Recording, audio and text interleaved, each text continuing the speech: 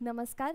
संगम स्पर्धा परीक्षामध्ये तुमचं खूप खूप स्वागत आहे. धर्मदायच्या सेकंड शिफ्टचा इथे क्वेश्चन्स घेऊन आले आहे मी.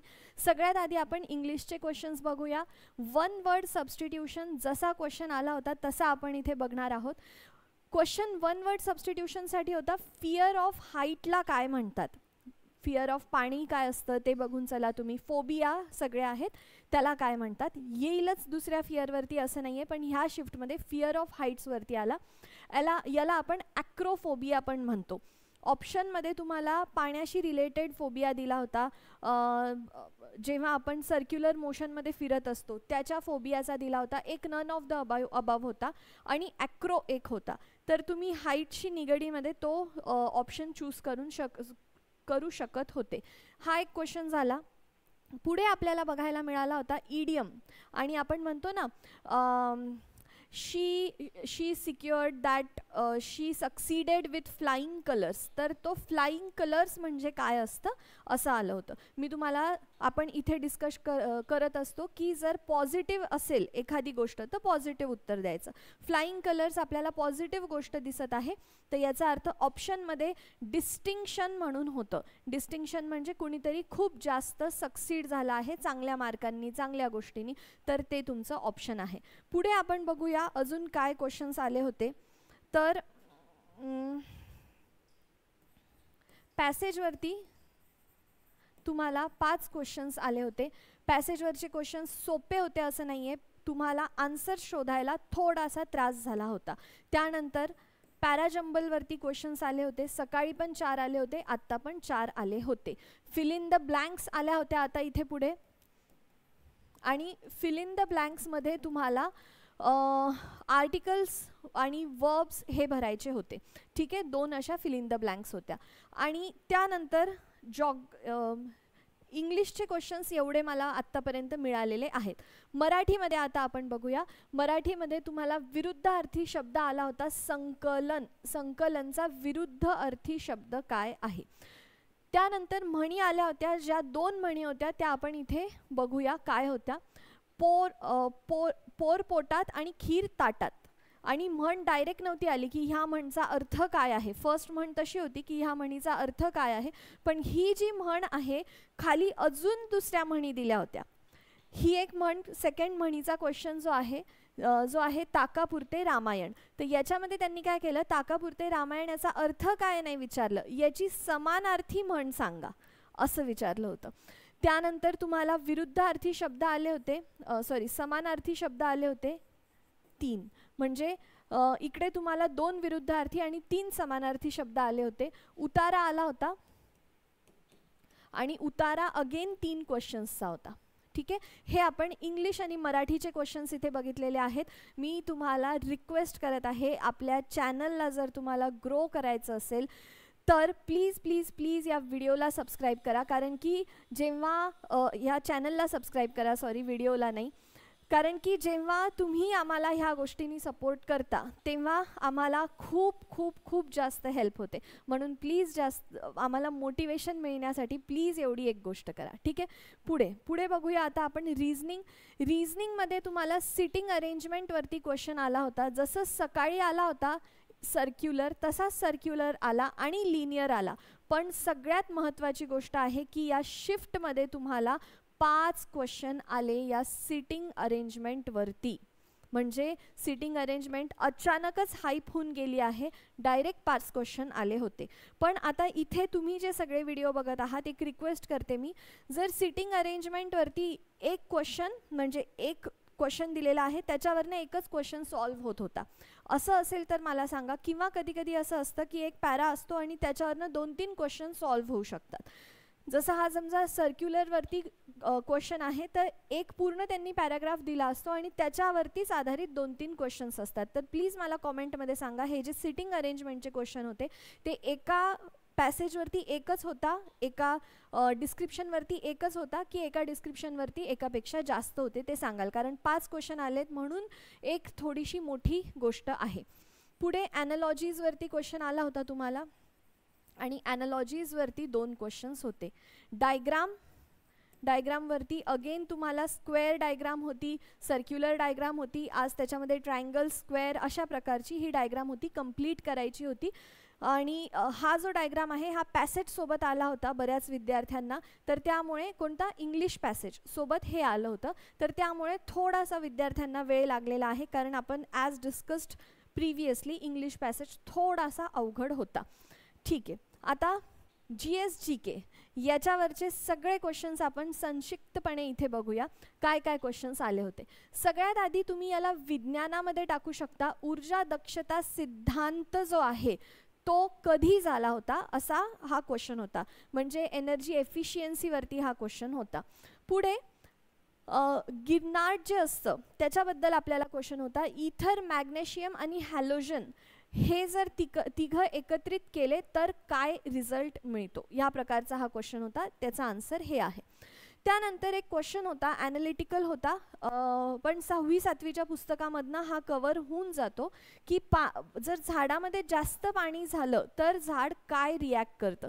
ट्रान्सपिरेशन नाही आहे, ट्रान्सपिरेशन तिथे ऑप्शनमध्ये होतं, पण ट्रान्सपिरेशन जास्त पाणी झाल्यावरती नाही आहे. नॉर्मली जेव्हा पाणी आपण झाडांना टाकतो आणि जेव्हा तो रेस्पायर करतो तेव्हा पाणी बाहेर लीव्स थ्रू टाकतो, पण जेव्हा एक्सेस वॉटर होतं ज्याच्यामुळे झाड मरू पण शकतं, तर त्यावेळेला काय होतं, कसं पाणी झाड बाहेर काढतं, हा एक क्वेश्चन होता. आता राज्यशास्त्र आपण शॉर्ट्समध्ये पाठ केलेला आहे, इथे कुठेतरी मी तुम्हाला इमेज दाखवून देईल. आपण हे एक्झॅक्टली पाठ केलेले आहेत. फंडामेंटल राईट्स, आर्टिकल 19चा एक व्हिडिओ आपण शॉर्ट व्हिडिओमध्ये बघितलं होतं. 19A काय, बी काय वगैरे वगैरे असं पाहिलं होतं. मी तुम्हाला एक स्टोरी थ्रू इथे सांगितलं होतं आणि तोच क्वेश्चन आला आहे की फंडामेंटल राईट्समध्ये कोऑपरेटिव्ह सोसायटी कोणत्या आर्टिकलमध्ये आहे. आपण जेव्हा पाठ केलं होतं गावामध्ये काही लोक आहेत त्यांना अभिव्यक्ती स्वतंत्रता म्हणजे freedom of speech and expression होतं, म्हणून ते एकत्रित आले. एकत्रित आले म्हणजे काय, फ्रीडम ऑफ स्पीच झालं, एकत्रित आले, असेंबल झाले. असेंबल झाल्यावर ते म्हटले की चला आपण आपल्या ग्रुपला एक नाव देऊ, आपण एक संघटना बनवू, एक कोऑपरेटिव्ह सोसायटी बनवू. Article 19 cooperative society. आणि मग त्याच्यानंतर पुढे बऱ्याच गोष्टी होत गेल्या, त्या आपल्या स्टोरीमध्ये शॉर्ट्समध्ये व्हिडिओ आहे, प्लीज बघून घ्या. तर ज्यांनी तो व्हिडिओ ऐकला असेल, जे खरंच अभ्यास करतात त्यांना हे 2 मार्क प्लस पॉईंट झालेले आहेत. पुढे 9th शेड्यूल कोणत्या घटना दुरुस्तीनी की कोणत्या वर्षी ॲड केली असा क्वेश्चन होता. आता 9th शेड्यूल जो कोणी बेसिक सरळ सेवेचा किंवा कोणत्याही स्पर्धा परीक्षेचा अभ्यास करतो त्याला माहिती आहे की आधी 8 शेड्यूल्स होते आणि त्याच्यानंतर सगळ्यात पहिली अमेंडमेंट जी भारतामध्ये कॉन्स्टिट्यूशनला रिलेटेड झाली, संविधानामधली सगळ्यात पहिली अमेंडमेंट ती ही होती. सगळ्यात पहिल्यांदा जेव्हा जवाहरलाल नेहरू प्राईम मिनिस्टर होते तेव्हा ही अमेंडमेंट आणली होती. TCSने एकदा तलाठीच्या पेपरमध्ये सांगितलं होतं की संविधानाची पहिली घटना दुरुस्ती जेव्हा कोणते प्राईम मिनिस्टर होते त्यांच्या अंडर झाली होती. सेम क्वेश्चन आहे. 9th शेड्यूल फर्स्ट घटना दुरुस्तीने आणलं होतं, प्राईम मिनिस्टर तेव्हा जवाहरलाल नेहरू होते. मिक्स मॅच क्वेश्चन होता. PYQ analysis would have helped you. पुढे गोवा कितव्या अमेंडमेंटनी ॲड केलं होतं हा क्वेश्चन होता. हा एक क्वेश्चन आणि पुढचा क्वेश्चन, ह्या 2 क्वेश्चनमुळे मी असं म्हणू शकते की राज्यशास्त्राचा पेपर 2 क्वेश्चनमुळे थोडा अवघड झालेला आहे सेकंड शिफ्टच्या आजच्या दिवशी. ठीक आहे, तर गोवा जे आहे ते कितव्या अमेंडमेंटनी भारतामध्ये ॲड झालेलं आहे. 1956 मध्ये झालेलं आहे आणि ती अमेंडमेंट आहे. प्रेसिडेंटच्या निवडणुकीवरती क्वेश्चन होता. हा MPSC लेवलचा क्वेश्चन मी इथे म्हणणार आहे. ठीक आहे, तुमच्यासाठी हा येणं एवढं अपेक्षित नाही आहे. हा क्वेश्चन आला होता तर ठीक आहे, नसेल आला तर जास्त काळजी करू नका. म्हणजे जर तुम्हाला सोडवता नसेल आला तर प्रश्न तर आलेला आहे एक्झाममध्ये. आता अर्थशास्त्रामध्ये एक क्वेश्चन आलेला होता. माझ्याशी जो विद्यार्थी एक बोलला तो म्हणतो की मॅम अर्थ म्हणजे आपल्या इकॉनॉमिक सर्वेमधनं होता. इकॉनॉमिक सर्वेमध्ये बेसिक इन्फॉर्मेशन दिलेली असते इंडियाच्या इकॉनॉमीची, पण हा एक नॉर्मल जॉग्रफीमधला, करंट अफेअर्समधला प्लस इकॉनॉमिक्समधला कुठलाही आपण क्वेश्चन म्हणू शकतो की महाराष्ट्रामध्ये आपण जितके पीक लावतो त्याचं क्षेत्रफळ किती आहे, महाराष्ट्राच्या पूर्ण क्षेत्रफळाच्या तुलनेमध्ये ॲग्रिकल्चरल लँड किती % आहे, असं आहे ते. ठीक आहे, त्यानंतर हिस्ट्री हिस्ट्रीवरती मी ही तुम्हाला फर्स्ट सेकंड थर्ड कितीही शिफ्ट बघा त्याच्यामध्ये माझी हिस्ट्रीमध्ये ही लाईन दिसणार आहे तुम्हाला. ही लाईन मी तुम्हाला सांगते की 1857 चा उठाव त्याला कुणी कुणी हेड केलं होतं, त्याच्या आजूबाजूच्या गोष्टी, त्याच्यानंतर काय झालं, ह्या गोष्टी पाठ करून जा. हे एक सांगितलं होतं मी तुम्हाला. पुढे आपलं इथे डिस्कशन झालं होतं की जेव्हा गांधीजी यायच्या आधी 1885 मध्ये असंच सगळ्या इथे आपण डिस्कस केलेलं आहे ह्याच फॉर्मॅटमध्ये. 1885 मध्ये काँग्रेसची स्थापना झाली आणि ती कशी झाली, कुठे झाली, कुणी केली, आणि त्याच्या आजूबाजूला 1885ला जेव्हा काँग्रेसची स्थापना होत असते त्याच्या आधी बऱ्याच काही अशा ऑर्गनायझेशन्स आहेत त्या फॉर्म झालेल्या आहेत, त्या इस्टॅब्लिश झालेल्या आहेत. तर त्यांचा एक अभ्यास करून चला. का आता बघा इथे 1885 किती जास्त महत्त्वाचं आहे. एक क्वेश्चन येऊन गेला, काँग्रेसचं फर्स्ट सेशन कधी झालं. जर तुम्ही अभ्यास जरी नसता केला, मी जो सांगते येतो, पण तुम्ही फक्त व्हिडिओ ऐकला असेल, असंच ऐकत असाल तर हे तरी मॅम बोलल्या होत्या 1885 मध्ये काँग्रेसची स्थापना होते.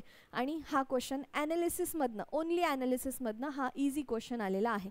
दुसरी गोष्ट, A.O. ह्यूम हे आपण एकदा ह्याच प्लॅटफॉर्मवरती डिस्कस केलेलं आहे की A.O. ह्यूमनी हेल्प केली होती काँग्रेस फॉर्म करण्यासाठी, आणि इथे आलं होतं A.O. ह्यूमनी काय इस्टॅब्लिश केलेलं आहे.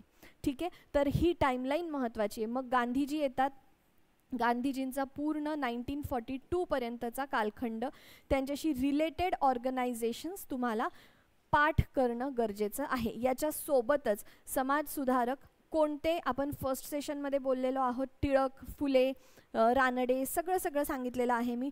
आणि रमाबाई रानडे पण सांगितले. ज्योतिराव फुलेंसोबत तुम्हाला सावित्रीबाई फुले पण करावं लागणार आहे, टिळक करावं लागणार आहे, आगरकर करावं लागणार आहे. आता बघा, व्यक्ती ओळखा म्हणून एक क्वेश्चन आला होता. त्याच्या हा एक क्वेश्चन होता पण त्याच्यावरती 2 क्वेश्चन्स होते.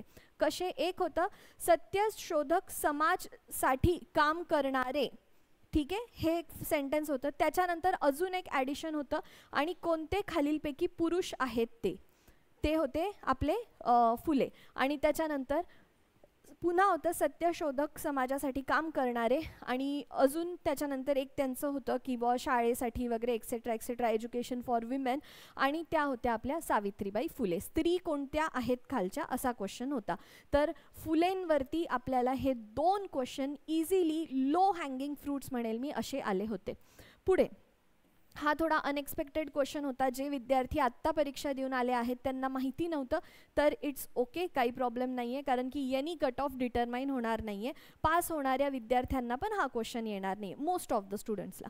क्वेश्चन होता, फ्रान्समध्ये कोणते किंग होते जेव्हा फ्रान्सची ईस्ट इंडिया कंपनी इस्टॅब्लिश झाली होती. भारताचं असतं काही तर लक्षात राहिलं असतं, पण हे फ्रान्सशी रिलेटेड होतं. काही होत नाही, नाही आलं तरी चालेल.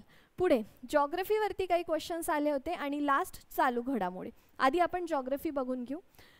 आपण जॉग्रफीच्या 2-3 गोष्टी डिस्कस केलेल्या आहेत. तुम्ही मला टेलिग्रामवरती मेसेज करत आहात. मी मागच्या लेक्चरमध्ये पण बोलले, आता पुन्हा सांगते तुम्हाला. रिव्हर्स करा. सेकंड, पर्वत रांगा करा. रिव्हर्समध्ये काय काय करायचं आहे? ओरिजिन, ट्रिब्युटरीज म्हणजे उपनद्या, आणि मुख कुठे आहे म्हणजेच माउथ कुठे आहे, कुठे जाऊन त्या डिस्चार्ज होतात, हे रिव्हर्सवरती करायचं आहे. कोणत्या रिव्हर्स मॅम? सगळ्या का? नाही, महाराष्ट्रामधल्या. ओके, पर्वतरांगा महाराष्ट्रामधले, या पर्वतरांगांमधलेच डोंगर रांगा. त्यानंतर मृदा, 3 नंबरचा पॉईंट आहे. 4 नंबरचा पॉईंट आपण डिस्कस केला होता, खनिज. जर हे 3 गोष्टी झाल्या तर ह्या 4थ्या गोष्टीकडे जा, खनिज. आणि तुम्हाला हा क्वेश्चन भेटत आहे, खनिज संपत्ती उत्पादक किती आहे म्हणून. पुढे ही एक विंड असते, ड्राय विंड असते, फोएम म्हणतो आपण त्याला. ही विंड कुठून वाहते, हे वारे कुठून वाहतात, असा क्वेश्चन होता. आणि विश्ववृत्त, 3rd क्वेश्चन जॉग्रफीमधला, विश्ववृत्त वरून कोणता देश जात नाही. ऑब्व्हियसली इंडिया जात नाही, आपल्या याच्यावरनं विश्ववृत्तावरून, ते आपलं आन्सर होतं. इंडिया ऑप्शनमध्ये होतं. चालू घडामोडींमध्ये एक क्वेश्चन आला होता, नोबेल प्राइज पुरस्कारामध्ये आपलं डिस्कशन झालेलं आहे. जर तुमचे नॉर्मल सगळे पुरस्कार करून झाले तर तुम्ही नोबेल प्राइजेसवरती जाऊ शकता.